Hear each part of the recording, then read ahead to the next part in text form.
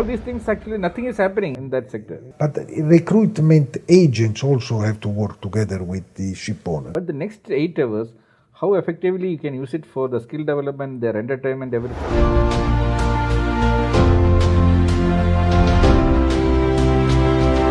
See, you got so many decades of experience. When you look back, what was the most challenging incident happened in your life which you want to share to the entire maritime community so that the next generation, it will be a guideline. It's some kind of crisis management situation, how we tackled it. I wouldn't like to speak on a micro. I want to look at the big picture. And on a macro level, what is worrying me, it is today the wars that we see, the one between Russia and Ukraine, and now also what is happening between Israel and Palestine. I think I advocate peace, of course, understanding, more understanding, particularly to the big politicians of the world. I think what we need is to go back to the fundamentals of the dialogue that is extremely important. We need dialogue amongst countries, and we need understanding also, because things that we see in one way, if we are in the different perspective, we can see them different. There is no white or black, there is a lot of gray, and I think we need to have the understanding. Often in the Occidental world we think that we reach democracy and democracy is the only solution. This is not something that you can export. Or probably you can reach this, but in due time, when the world is prepared for this. So we need to have more understanding of different situations, of different people, of different, and start dialoguing. And also, we have to understand that the prosperity in the world from the classical economy, I think the politicians should go back and read books like Adam Smith and other books that were made in the 18th century, where it is clear that the richness of the nation and the prosperity comes through exchange of goods and through the dialogue. That I think that we have to make a big effort to this and to have a more common understanding also of different views and different, but sit together and try to continue with peace and prosperity for the world. Okay, like this, what was the most happiest moment in your professional career, which you always remember? One definitely was, but again, unfortunately, when it happened, the line dropped, so I was not able even to thank my colleagues. But when I was elected chairman of the ICS with 100% consensus from, I think I was also, when I was elected president in Italy and in Europe, I was elected with 100% of the vote.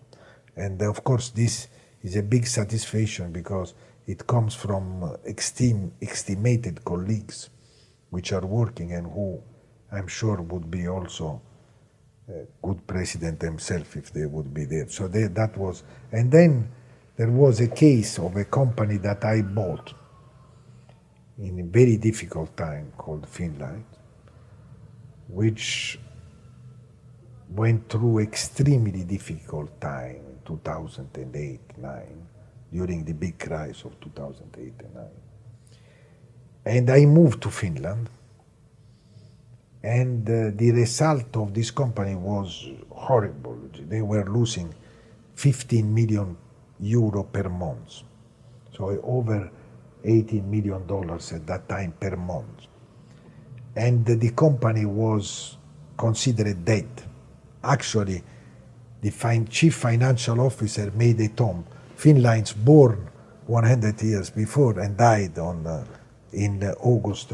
I went there, I sacked most of the managers who were taking care of the vessel, and I did it myself, together with 4 or 5 people. which came together with me there. And only after a few years, the company was the most profitable. And we went back, we had for the last 2-3 years, the best result in the history of the company. So this company that was considered that, and I received from the company was listed, and from the Italian British Stock Exchange, I received an award as the best company with the best result. Okay, see, in shipping, the female participation is very minimum. I think 2% or something will be globally.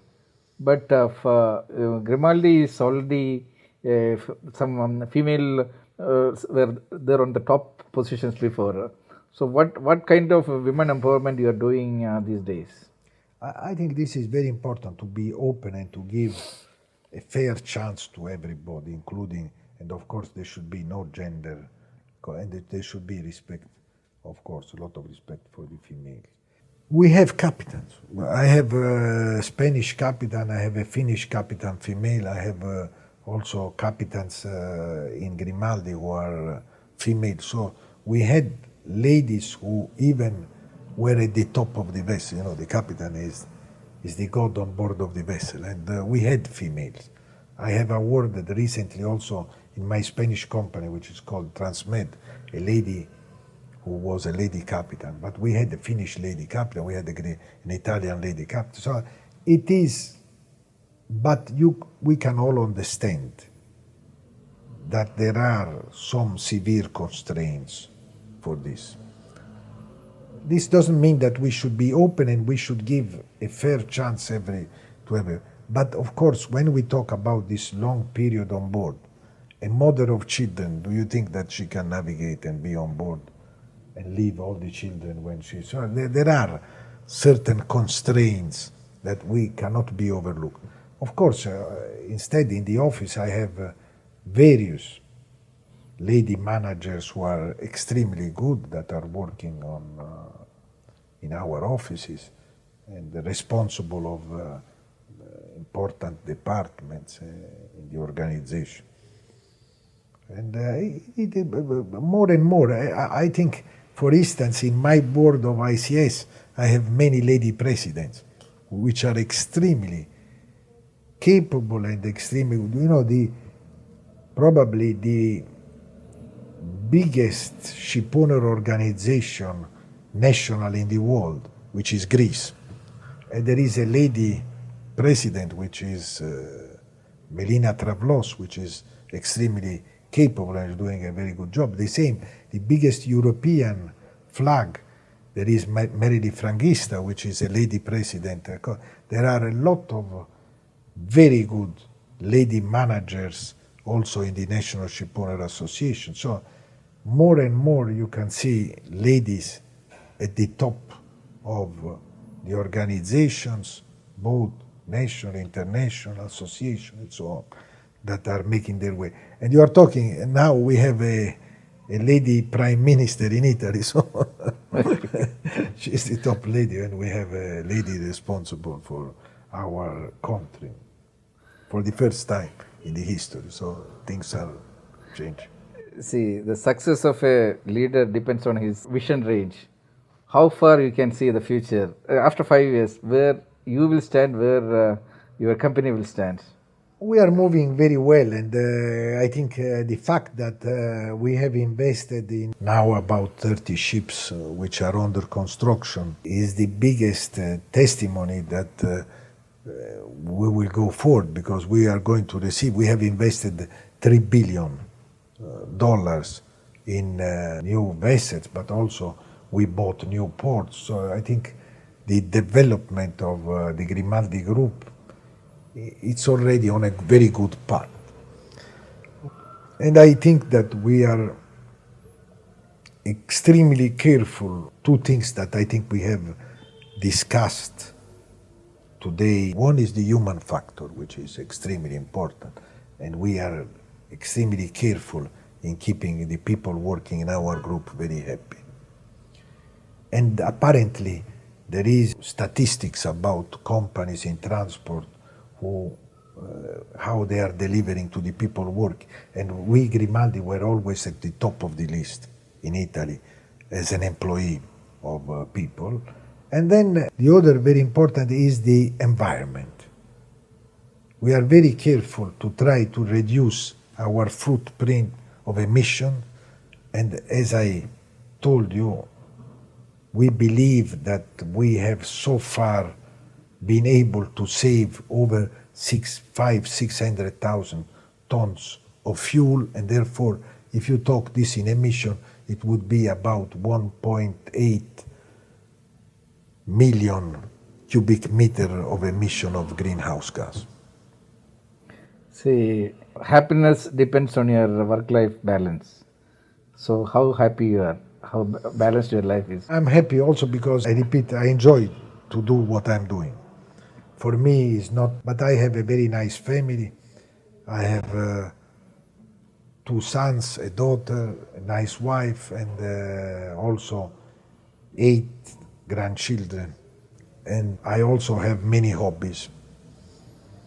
One hobby is art, another hobby is horses, and I spend time in my houses, both at sea here in Capri or in Rome, where I have a nice land, and I like to enjoy my horses and to grow to see them breeding and so on. So I have a very happy life. I have to be grateful to God for that. I've been lucky in my life. What is the plan for the retirement? This I don't know. You know, my father retired when he was 90 years old. He was still in the office. Well, only when he was 90, he said, I believe that I will not come to the office any longer.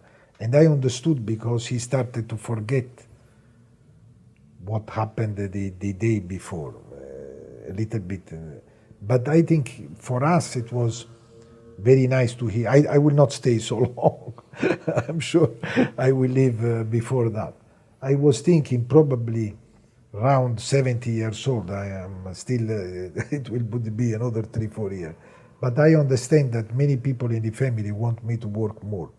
I would be happy to live at 70 years, but I think that many people want me to work longer. And if this is the case, I think I will do for a few more years.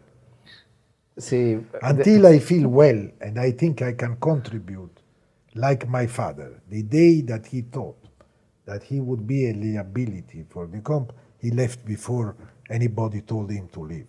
And I will do the same. If I will see that I cannot give very good contribution to my company, I think I would leave the day before.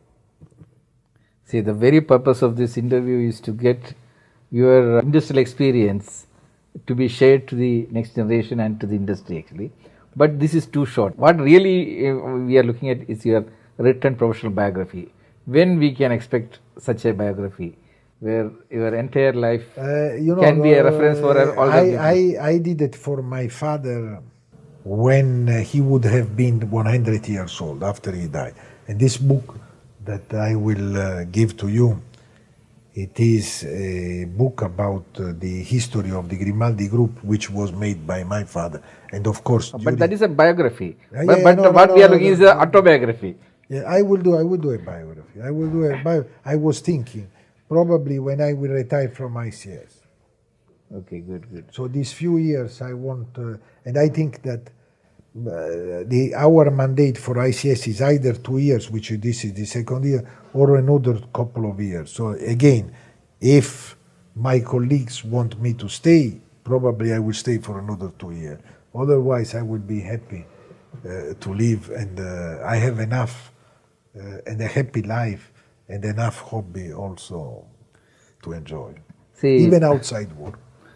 No, this interview will be watched by the entire maritime students across the world actually. Not only the students, other mariners also will watch. But thing is, what is the message you want to give to the next generation?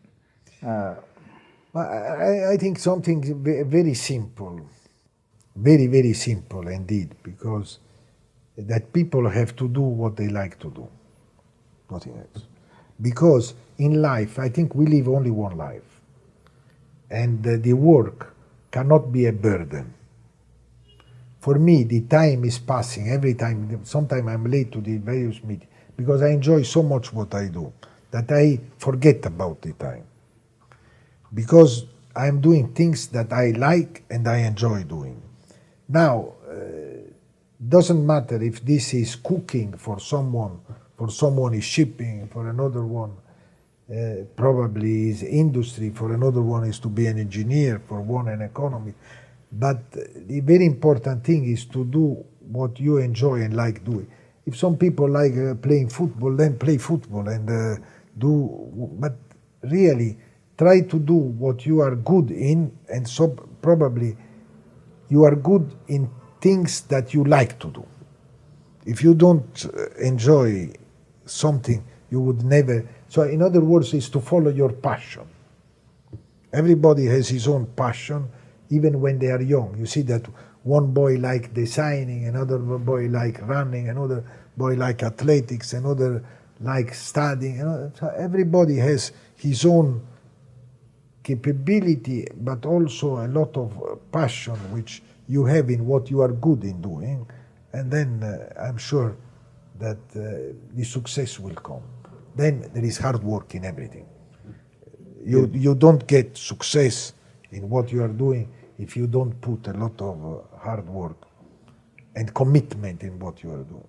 But passion first of all, because the commitment is easy if you have the passion. Okay, we are coming to the end of our session. Anything we missed out? Do you want to say something about your family or something else you want to highlight?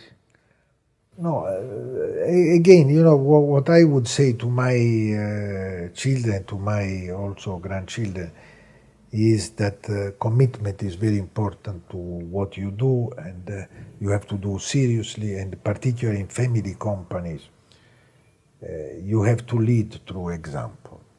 Unfortunately, you don't lead because you are the son of, or because, and my father told me this very clearly, that if I would not be fit for the job, he would not give me the job.